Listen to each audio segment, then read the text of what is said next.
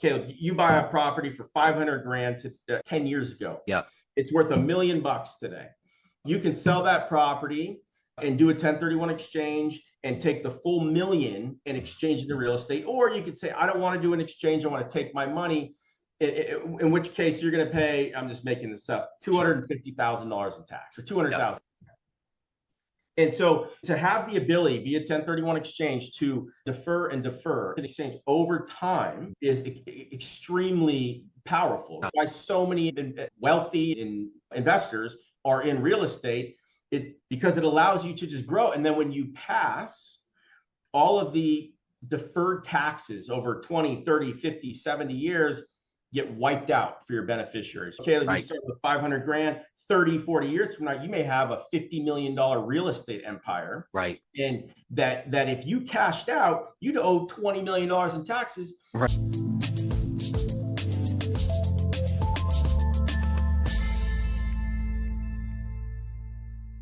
Hey everyone, welcome back to Commercial Real Estate Unfiltered. I am your host, Caleb David, and today we are talking with Benjamin Carmona with Perch Wealth. I'm so excited to delve into this topic because there's going to be some stuff I know I'm going to learn today.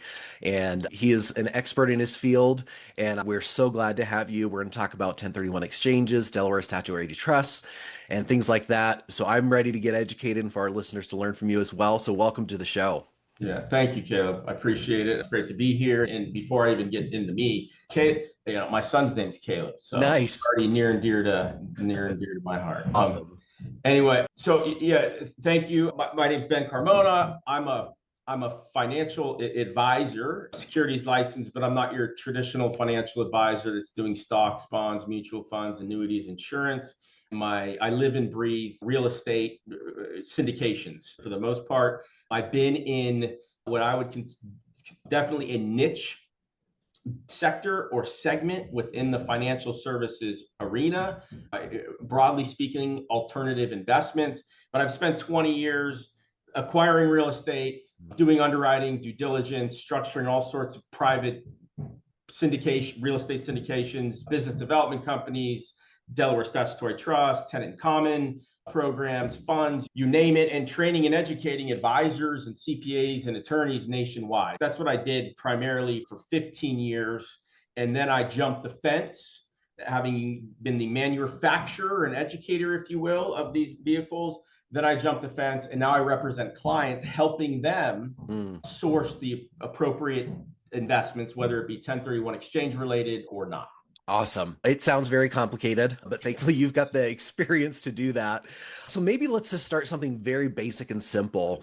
What is real estate syndication, and how does somebody get involved with that? Sure.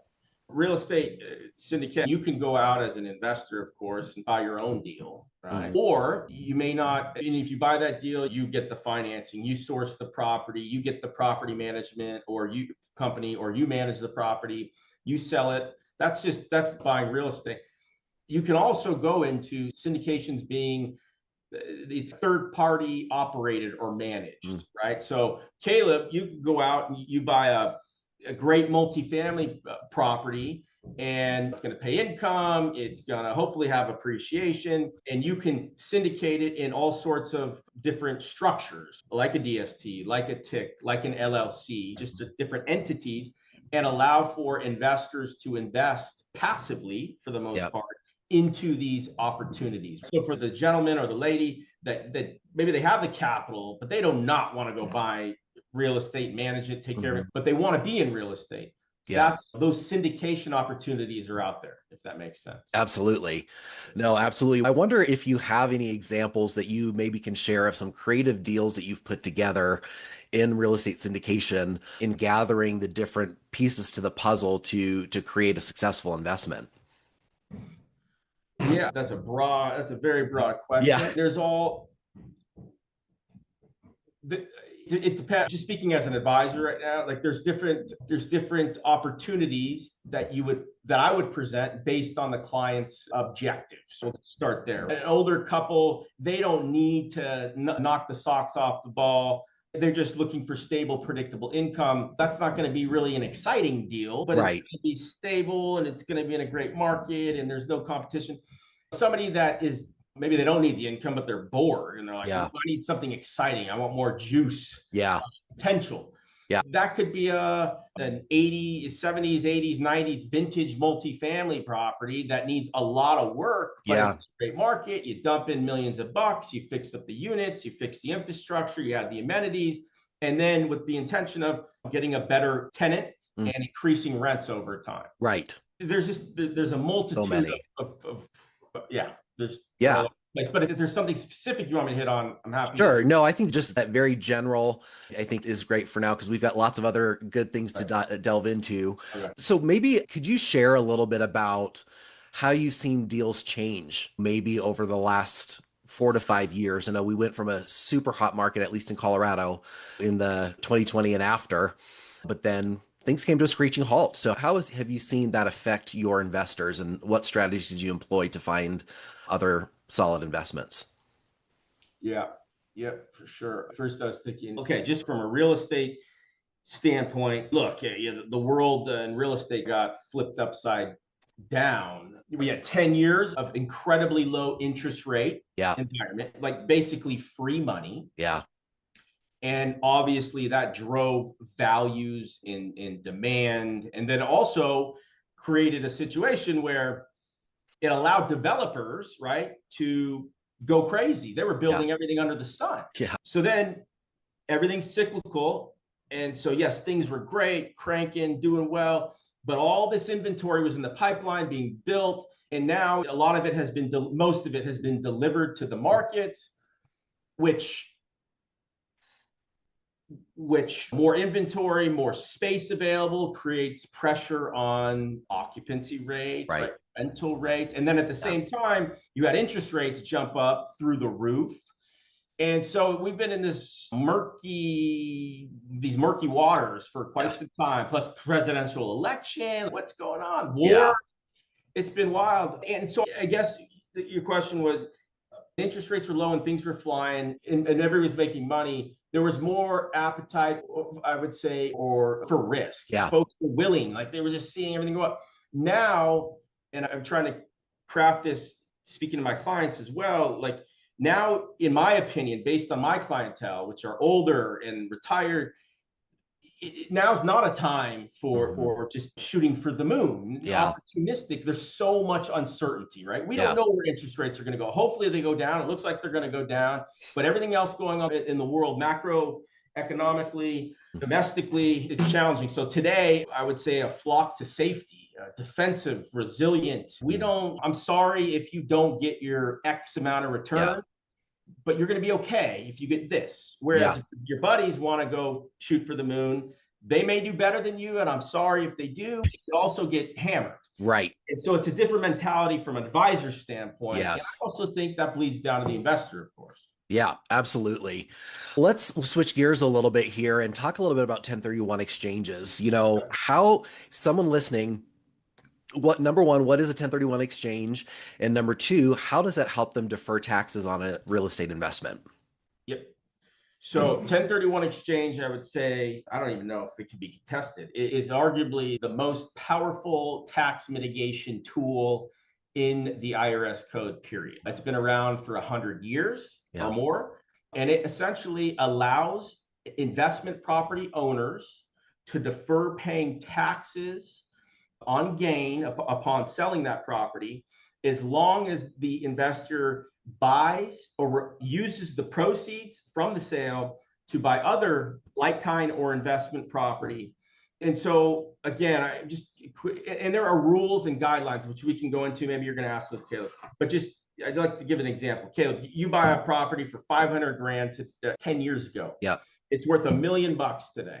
You can sell that property and do a 1031 exchange and take the full $1 million and exchange it to real estate. Or you could say, I don't want to do an exchange. I want to take my money, in which case you're going to pay, I'm just making this up, $250,000 in tax or $200,000.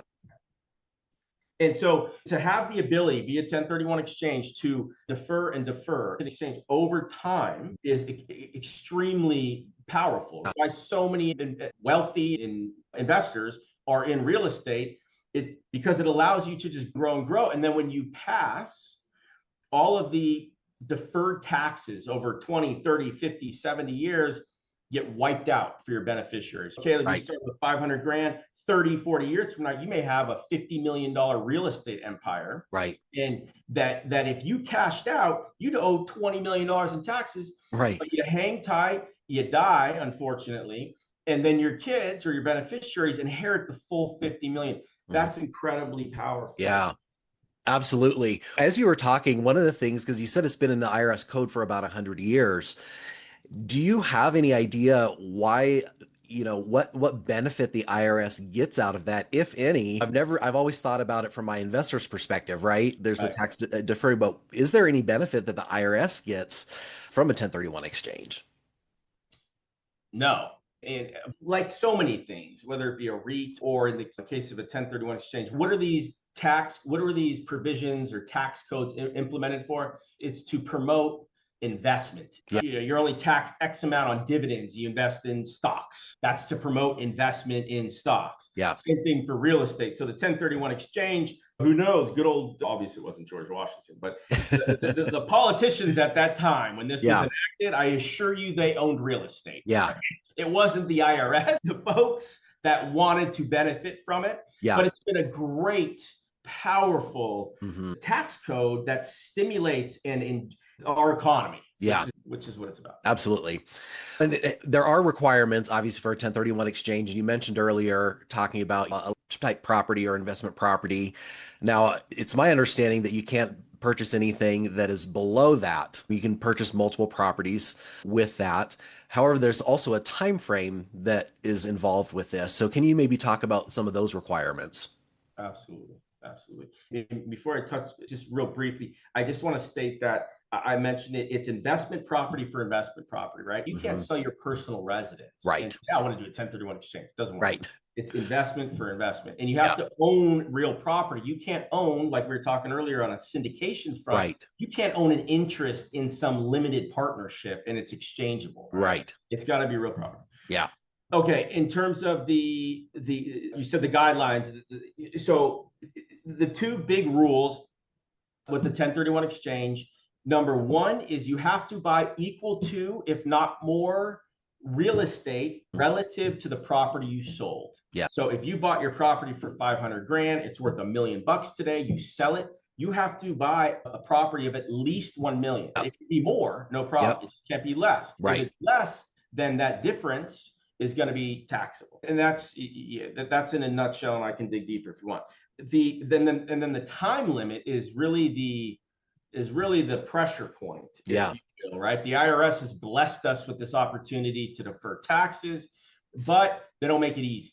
Right. And so the way it works is the day you close escrow on the sale of your property, the following day, you got 45 calendar days, not business days, calendar days to identify suitable potential replacement property. Yeah. So within that 45-day period, if you're doing it on your own, you're going out, you're doing your due diligence and underwriting and figuring out what properties make sense and which ones you want. And anytime within that 45-day period, you can change your identifications 1,000 times. Right. Once that day expires, the properties that you have identified are the only properties that you are eligible to go into from an exchange standpoint. So yeah, it's fast and furious. 45 days sounds like a lot, but it's not that much.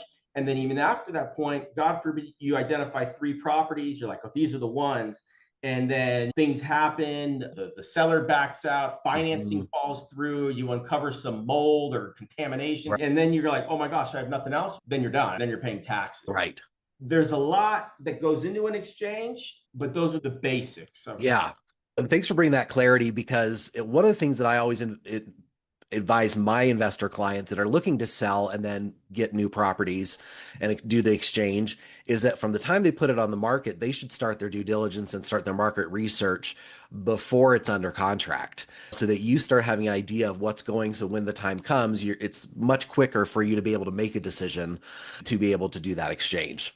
Is that something that you've run into? 100%. And I would even encourage you, look, before you it could be, and we talk to clients all the time, 6 months prior to you thinking about selling, right? Yeah. First, you want to understand whether it's a good decision for you or not. Yeah. But even before that, you want to have a good idea as to what you want to do. You may not have the property, but if you're young and spry and you're still shaking and moving and you want to own and manage property again, then then you have your direction. I want to buy my own direct property. I want to use Caleb. Caleb, you go find me an industrial or multifamily. Yeah. Or if you're older, and this is like my demographic, my group, you're like, gosh, real estate's been great to me, but the last thing I want is another phone call from my tenant. Right. I don't want Right. one more expense. I don't want termites, toilets, trash, whatever it is. And I'm over it. Understanding you may want the cash and what Yep. that, if cashing out is the right way, just understanding what your tax bill is going to be. Right. And if you don't want that tax bill and you want to defer, what are your options? And that's Right. where we come in. But that's awesome.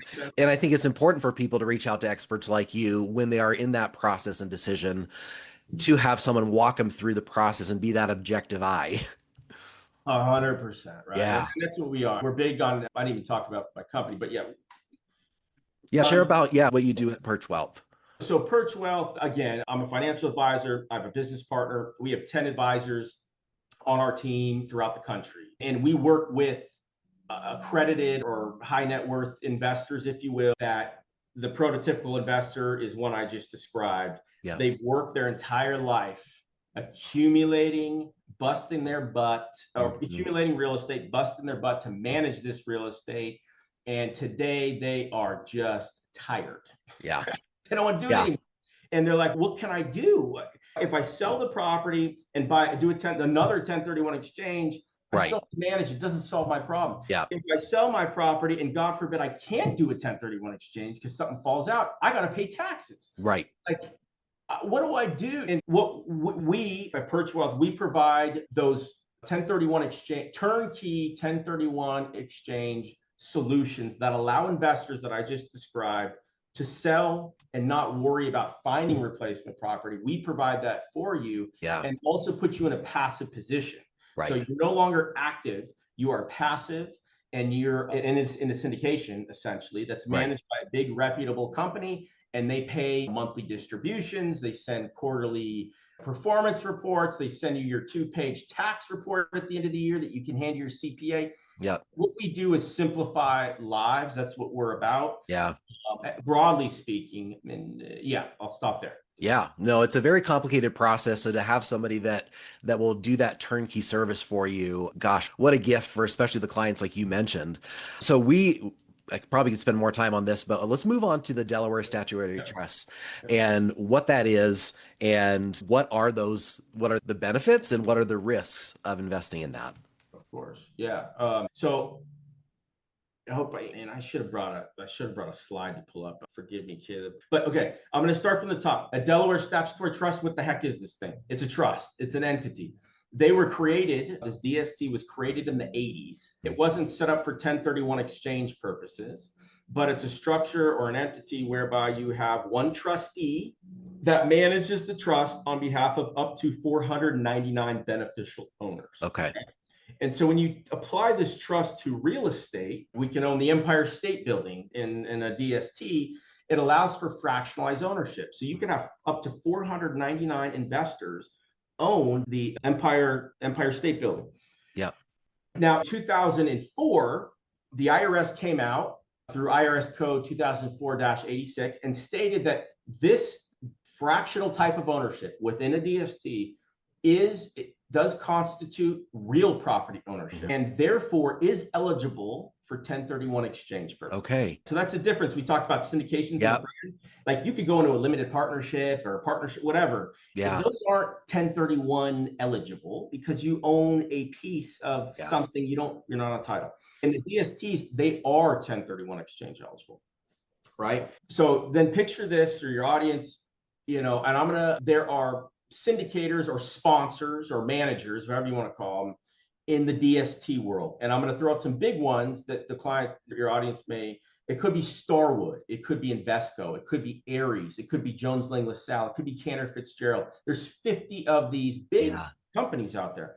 And so what they do is they take their resources, their relationships, their expertise, and they go buy this institutional quality real estate. It could be a 400-unit multifamily property in Dallas, Texas. It could be $100 million self-storage property or portfolio in Raleigh, North Carolina, or a life science building in Minneapolis, Minnesota, whatever it may be. They buy it with their capital. Some of them have debt, some of them don't have debt. And then they bring on the third-party property managers, and they basically turn around and offer ownership interests in these big buildings to mom and pop investors like you and me. And these buildings are stabilized. Again, they're professionally managed. They're turnkey. So like, Caleb, you sell your property today and let's just say you're old, right? 75 years old. I do not want to manage. I don't know what I'm going to do. I don't want to pay tax. You could go to someone like us, and we can help you deploy that capital from the sale of your property into these various projects, satisfy your exchange, defer your taxes, relieve you of your active management responsibilities, get you passive monthly income, and you're done. Which is a beautiful thing, right? It takes the fear of not finding something, because these properties are already acquired, they're owned, they're stabilized, they're income producing. And then the last thing, and I'll take a pause, is going back to the up to 499 investors. That allows for lower minimums. So the minimum on most of these are $100,000. So just think about, I always say, little Mrs. Smith. I'm in Orange County, California. She sells a duplex. Right? She's dependent upon this income. She doesn't want to manage it anymore. And she could do a 1031 exchange. I could take little Mrs. Smith's $2 million and I can mitigate risk. I could put 300,000 into the multifamily, 300,000 in the self-storage, 200,000 in life science, 500,000 to a medical office building in Orlando, Florida. So I can not only defer her taxes, or remove the fear from not completing the exchange, more times than not increase her income, and give her the time to spend with her family. Manage property anymore. That's powerful. Absolutely. And I think what I hear you saying too, and I think this is what resounds with me so much, is that this is really about helping people, right? It's understanding their goals. It's not just about a transaction. It's not just about make more money. It is about finding solutions for pain points that people are experiencing. Yeah, you hit it on the head, and you can only say so much over a call, but that is my sole purpose. Having spent, and I'm sorry, I don't mean to go on a tangent, but having spent 15 years on the other side, not representing advisors, but 15 years putting these together and educating advisors. I can't tell you, more times than not, I'd walk out of these offices and I said, wow, what investor would give this person their money relative to these investments? Because a lot of folks in this industry, like your industry, like many industries, they want a transaction, they want a commission, right? They'll say anything they need to do, unfortunately. But then there's also the good-hearted people, of course, that are great in their respective fortes. And in my world, those are the guys that are doing stocks, bonds, mutual funds, and annuities and insurance. I don't know anything about that. But they don't know anything about real estate. And if they do know something about real estate, they definitely don't know anything about the syndicated real estate market. And so I was just disheartened to see how things were just going. We're dealing with baby boomers, seniors that have worked their tails off to create this wealth. You need to protect it. And so that is my calling. That's our calling as a team. Not to say that nothing's ever guaranteed. There are always risks. There are problems that come up, but we are very good at what we do in terms of directing folks to the right opportunities and keeping them away from the bad ones. And overall, we do very well. I love that. How do you, as you're working with these clients, how do you evaluate the risk and potential returns of an investment? Obviously, it's individualized, right? But what are some of the things that you look for in investments? Sure. Yeah. And this is foreign to you and most of your audience, most people. Whereas you look at the real estate, you look at the market, you look at the demographic trends, population, job growth, right? New supply coming online. All those sorts of things are very relevant to what we do. But again, I'm not the guy buying the real estate and managing it. As big as these sponsors are, the Invescos, the Cantor Fitzgeralds, the Star Wars, you don't trust you trust the big guys as much as you trust the little guy, right? So like it's Number one, in our world, it starts with the sponsor. Right, sponsor. There's not, I rattle off a handful of the big guys, but there's a bunch of great sponsors out there and not so great sponsors that are not as well known. But it starts with the sponsor. Yeah. It's their experience, their track record, their capitalization, their wherewithal to wither storms, good and bad, that kind of stuff. Then you get down to the real estate on a granular level, and then I'll finish with, and then the fees, of course, but also exit. Right. Yeah. I'm not looking at just, okay, this could be great today. Yep. Right? Sponsors great, real estate's great, everything's great. But then you have to ask yourself, who's going to buy this thing? Exactly. Exactly. Of course, environment's changing, the world's changing, but that's what I'm looking at. And I'll just give you a quick example and I'll shut up on this topic. But there's a DST, a trust, where you could have one property or multiple properties. If there's a DST that has 3 different multifamily properties and they're freaking awesome, but one's in Dubuque, Iowa, one's in Colorado Springs, and one's in Orange County, California, that's concerning for me, not because of the performance per se or how the properties are, the entry point, but how are they going to sell this in a productive, efficient way? You're not, more than likely not going to find a buyer that's going to pay you a premium for that package. Yeah. Right? That's a simple example, but those are the things that I'm looking at. Yeah. That's super, super helpful. Something that I would have never thought of. Just from a broker's perspective, you're just looking at returns, again, like market conditions, things like that. So one thing that we haven't talked about on this show before, and I think it's a topic that not very many people talk about, is hard money. What is hard money, and is there a role that it plays with your experience as an advisor, where it benefits or is a super high risk to take? It's a great question. We touched on it a little earlier, and I would say there's a lot of variables when it comes to this. And you think hard money, and maybe I'm totally off base, but hard money to me is, I think of the mob lending you money at 20%, and they're going to kill you. But in essence, hard money is very expensive money. It's money that you're going to get because you can't get traditional financing through the conventional avenues, I think. And I'd also, to soften the hard money, I refer to it as private money, right? There's some hard money, and maybe those guys will break your legs, but private money. My dad's a private money lender, and I've grown up in that world, and it's great for some people. Look, if you can get conventional lending at low rates, fantastic. But depending on your business, if you're in real estate and you're a flipper or you're a whatever, if you need quick money and you have collateral, like going through the bank process, conventional lending, 30, 60, 90, 120 days, a bunch of pain in the butt, that could kill your opportunity. So there's a great place for private money or hard money. If you need quick cash, you got the assets, and you have a job and an objective and a strategy to get it done, it could be great. Yeah.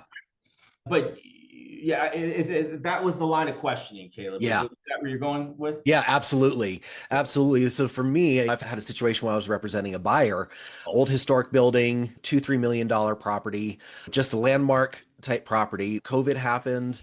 They were older. They got desperate. This building was probably 100,000 square feet or so. Just absolutely beautiful, but deferred maintenance out the wazoo. Their business was hurting. And they unfortunately made the decision before we got into the picture, when I was bringing a buyer, to go to a hard money lender because they hadn't paid taxes for 2 or 3 years, right? And so we're trying to put together a deal to help them get out of this really horrific situation. But they didn't have the right advice from the get-go, as far as timing, as far as placement and marketing. And so the deal ended up blowing up because we couldn't get traditional lending because of the type of property it was and how much renovation was needed to get it to a place where it's profitable.